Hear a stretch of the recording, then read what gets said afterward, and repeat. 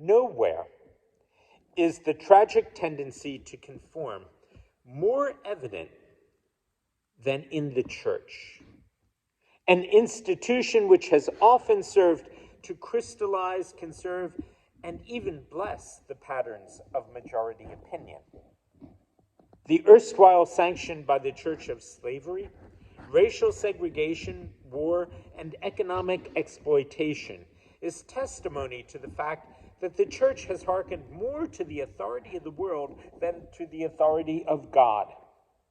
Called to be the moral guardian of the community, the church at times has preserved that which is immoral and unethical. Called to combat social evils, it has remained silent behind stained glass windows.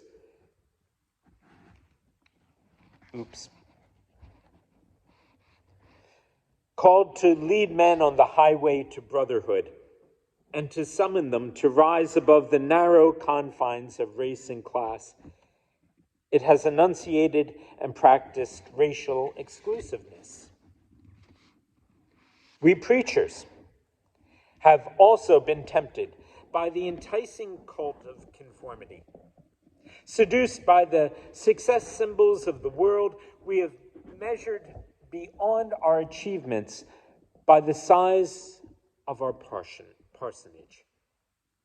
We've become showmen to please the whims and caprices of the people. We preach conforming sermons and avoid saying anything from our pulpits which might disturb the respectable views of the comfortable members of our congregations. Have we, ministers of Jesus Christ, sacrificed truth on the altar of self-interest and, like Pilate, yielded our convictions to the demands of the crowd? We need to recapture the gospel glow of the early Christians, who were nonconformists in the truest sense of the word, and refused to shape their witness according to the mundane patterns of the world. Willingly, they sacrificed fame, fortune, and life itself in behalf of a cause they knew to be right. Quantitatively small, they were qualitatively giants.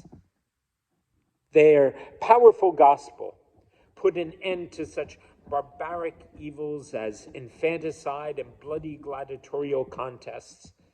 Finally, they captured the Roman Empire for Jesus Christ. Gradually, however, the church became so entrenched in wealth and prestige that it began to dilute the strong demands of the gospel and to conform to the ways of the world. And ever since, the church has been a weak and ineffectual trumpet, making uncertain sounds. If the Church of Jesus Christ is to regain once more its power, message, and authentic ring, it must conform only to the demands of the gospel. The hope of a secure and livable world lies with disciplined nonconformists who are dedicated to justice, peace, and brotherhood.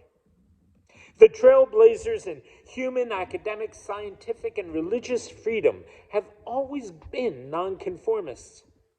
In any cause that concerns the progress of mankind, put your faith in the nonconformist. In his essay, Self-Reliance, Emerson wrote, "Whoso would be a man must be a nonconformist." The Apostle Paul reminds us that whoso would be a Christian must also be a nonconformist. Any Christian who blindly accepts the opinions of the majority and in fear and timidity follows a path of expediency and social approval is a mental and spiritual slave. Mark well these words from the pen of James Russell Lowell. They are slaves who fear to speak for the fallen and the weak.